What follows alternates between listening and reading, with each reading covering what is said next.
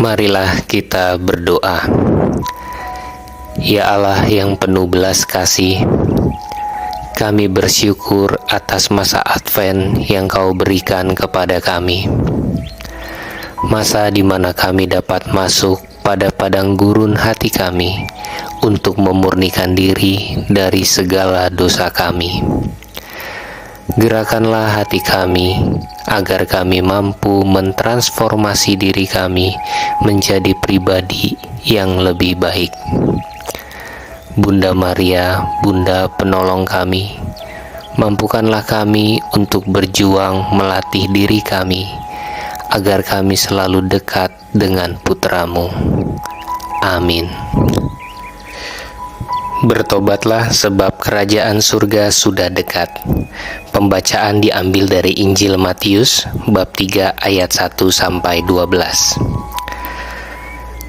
Pada waktu itu tampillah Yohanes Pembaptis di padang gurun Yudea dan memberitakan, "Bertobatlah sebab kerajaan surga sudah dekat."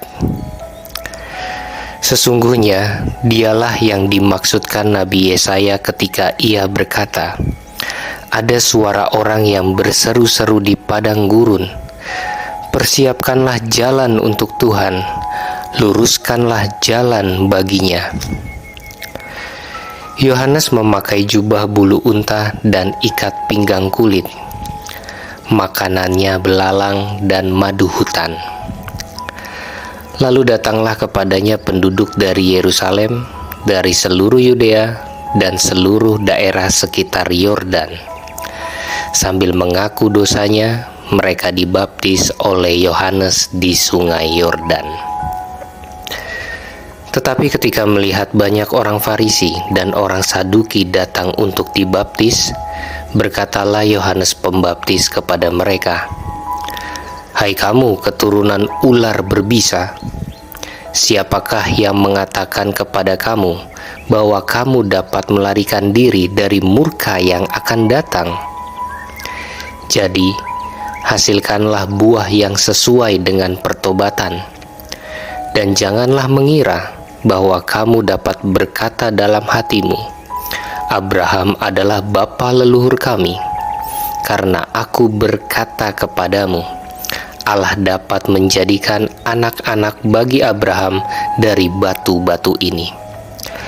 Kapak sudah tersedia pada akar pohon, dan setiap pohon yang tidak menghasilkan buah yang baik pasti ditebang dan dibuang ke dalam api. Aku membaptis kamu dengan air sebagai tanda pertobatan, tetapi Dia yang akan datang kemudian setelah aku lebih berkuasa daripada aku. Dan aku tidak layak membuka kasutnya. Ia akan membaptis kamu dengan Roh Kudus dan dengan api. Alat penampi sudah di tangannya. Ia akan membersihkan tempat pengirikannya dan mengumpulkan gandumnya ke dalam lumbung. Tetapi debu sekam itu akan dibakarnya dalam api yang tidak terpadamkan." Demikianlah sabda Tuhan. Saudari-saudaraku yang terkasih, Injil Matius yang kita dengarkan pada hari ini memberikan kita informasi bahwa di padang gurun Yudea tampillah Yohanes Pembaptis yang memberitakan, "Bertobatlah sebab kerajaan Allah sudah dekat." Kemudian kita juga dapat informasi bahwa Yohanes Pembaptis membaptis orang-orang di sungai Yordan. Mari kita lihat secara geografis letak padang gurun Yudea. Bagian yang saya tandai itulah letak padang gurun Yudea dan juga sungai Yordan. Daerah sepanjang sungai Yordan merupakan jalur yang sangat penting. Banyak orang menempuh rute tersebut untuk melakukan perjalanan menuju kota Yerusalem. Maka kita bisa membayangkan seruan Yohanes Pembaptis tersebut tentu menjadi sorotan banyak orang. Seruan Yohanes Pembaptis akan mudah menjadi viral. Mengapa seruan Yohanes Pembaptis itu menjadi viral? Selain karena banyak orang yang memperhatikan, tetapi juga yang jauh lebih penting yang perlu kita ingat adalah bahwa Yohanes Pembaptis begitu mempesona karena cara hidupnya yang menjadi saksi kebenaran. Ia menjadi pribadi yang kontras, menawarkan keutamaan-keutamaan nilai baru.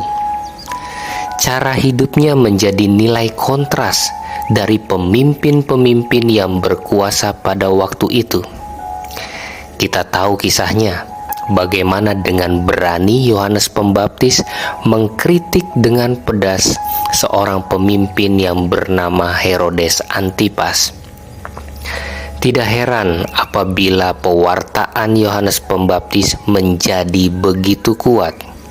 Bahkan ada yang menganggapnya bahwa Yohanes Pembaptis adalah Elia. Tugas Yohanes Pembaptis adalah mempersiapkan jalan untuk Tuhan. Belum lama negara kita Indonesia dipercaya untuk menyelenggarakan acara G20. Kita dapat membayangkan bagaimana persiapan-persiapan yang dilakukan. Dana yang dihabiskan tidak sedikit. Dari segi keamanan, jamuan makan malam, detail-detail rangkaian kegiatan, dan lain sebagainya sungguh-sungguh dipersiapkan dengan begitu luar biasa. Atau contoh yang dekat dengan kehidupan kita sekarang adalah event Piala Dunia. Saya yakin sudah sejak 3 ataupun 4 tahun sebelumnya, negara Qatar yang menjadi tuan rumah mempersiapkan segala macam hal. Intinya, berbagai macam persiapan yang terbaik dilakukan untuk menyambut dan mengadakan event yang sangat besar. Demikianlah yang dilakukan oleh Yohanes Pembaptis. Dia menjadi seorang event organizer bagi kedatangan Mesias Sang Juru Selamat. Yang dipersiapkan bukanlah karpet merah atau musik dan dance yang gegap gempita untuk menyambut Sang Raja. Tetapi yang dia siapkan adalah hati manusia, tempat Sang Juru Selamat nanti akan bertahta. Itulah alasannya dia menyerukan pertobatan batin. Yang dia sebar adalah undangan untuk kembali ke jalan yang benar. Yohanes Pembaptis menuntut pertobatan internal dan bukan yang sifatnya luaran atau eksternal. Yang dia tuntut bukan pakaian indahmu. Yang dia tuntut bukan pencapaian-pencapaian suksesmu. Dan jelas, yang dia tuntut bukan kehidupanmu yang cuek dengan imanmu. Yang dia tuntut adalah transformasi batin yang dipenuhi dengan cinta kasih Allah. Di minggu Advent yang kedua ini, Yohanes Pembaptis berseru kepada kita semua, mari kita masuk ke padang gurun diri kita. Mari kita bercermin bagaimana kita memperlakukan Allah selama ini. Bersama Yohanes Pembaptis, kita diajak untuk semakin memurnikan diri kita. Kita juga perlu ingat, bukankah bangsa Israel sebelum memasuki tanah terjanji dimurnikan di padang gurun selama 40 tahun? Demikian juga Yesus ingin mempersiapkan Israel yang baru dengan pertobatan melalui pewartaan Yohanes Pembaptis. Pertanyaan yang dapat kita renungkan adalah, yang pertama, sampai di minggu Advent kedua ini, sudahkah kita mengencangkan latihan rohani kita? Jangan-jangan kita melalui masa Advent ini ya biasa begitu saja, Tidak ada latihan rohani khusus yang coba kita bangun. Kebiasaan-kebiasaan rohani apa yang aku coba bangun di masa Advent ini? Kebiasaan rohani itu jangan dipikir terlalu besar-besar ataupun terlalu muluk-muluk. Bisa dimulai misalnya, aku mau komitmen untuk mendengarkan lagu rohani di mobil sambil perjalanan menuju ke kantor. Atau, di masa Advent ini aku mau misa setiap hari. Atau yang lain, aku mau meluangkan waktu sebelum tidur, tidak memegang gadget, tetapi memilih untuk membaca kitab suci ataupun berdoa secara pribadi, dan lain-lain sebagainya. Pertanyaan kedua,